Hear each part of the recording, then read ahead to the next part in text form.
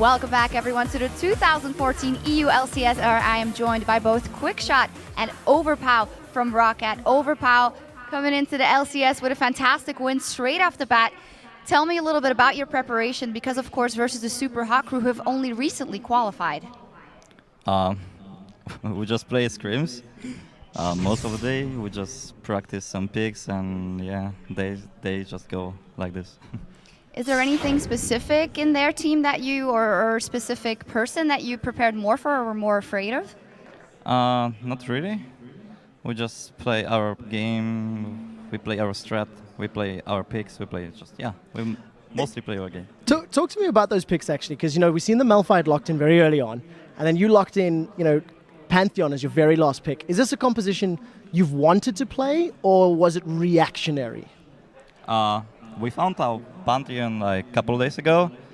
It's a really fun pick to play, and it's really good against Gragas as well. If you play 2 versus 1 against them, but since the game went really like wrong in early, so we just had to prolong it. But yeah, overall, really fun pick. Yeah, talk me through that a little bit, because you have that idea of that comp that's going to be able to burst someone down later, but then the early game doesn't go well at all. How did you kind of react to that? Just like against NIP, we just go for the late game, mid game, try to win a Drake fights like we did. Yeah. Talk to me a little bit about this particular matchup. You know, how was it dealing with Mr. Rolls and Mixer in your face the whole time? They had Impaler there with Nunu. As a team, did you say to Jankos, so go down bottom, go defend? You know, how was your team reacting to that very heavy aggression? We found out they just want to babysit bottom and just push the lane as fast as possible. Yeah, Nunu Caitlyn, it's really hard to play defensive under tower. So I just said like, Jankos go bottom and I will try to hold my lane. Yeah, that global ultimate was certainly a big help to shut that down. Is that Mr. Raleigh what you identified as the main target throughout the entire game, or was there someone else that was more annoying? We wanted to focus down moves, but yeah, since they did so well at bottom, we had to pressure bot. Talk to me a little bit now about, you know, your preparation for the rest of the LCS. You know, you guys just recently joined Roccat, qualified in a KMT. I'm very excited to see how you handled this game. You fell a little bit behind early and then reacted very aggressive in the mid lane. Do you think you can stall and wait and delay against all of the teams in the LCS? Because we've seen you doing it a lot. I think we have to just wait and see. But I'm sure we're gonna make it, since most of the teams are not ready to just play for the late game without any kills at all.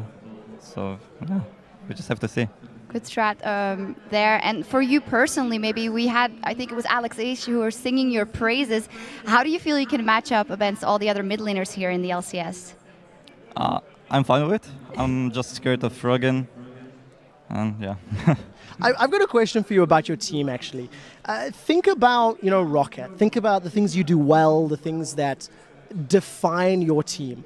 If you were to think of Evil Geniuses last year, the thing that defined their team was late game team fights, right? So what would you say is your definition of Roccat? What is the thing that you guys do that is your signature?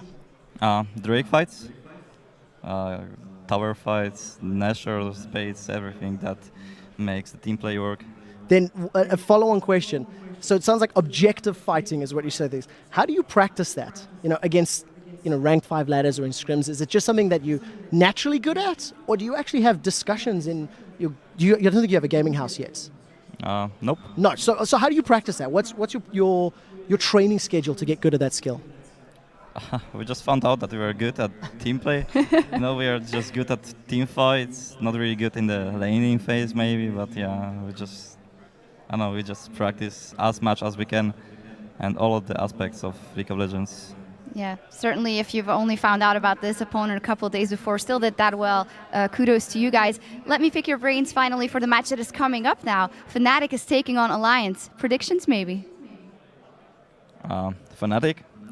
Why? I hate Froggen. Well, strong words, and we'll have to see. I think seeing Fnatic's performance earlier, I think I think they're going to win it as well. Alliance may be a little too shaky, still too new under the LCS lights. Okay, well, very interesting. I think that is on a competitive level, of course, that you hate Frank because he's hard to play against. But now let's keep things rolling and send it over to Joe and the Fisio as Game 4 is about to begin. Thanks a lot, Shox. I'm Joe Miller along with Martin Deficio Lunga, and we're ready to begin the second half of the day with a beast of a game as Alliance take on Fnatic. But first of all, Deficio, I'd like to welcome you to the caster desk. I'm really excited to get things underway with you, and I'm sure the same goes from your side, right? Well, you are a living legend. That's all. Oh, you're so kind. You're so kind. Our game, of course, is Alliance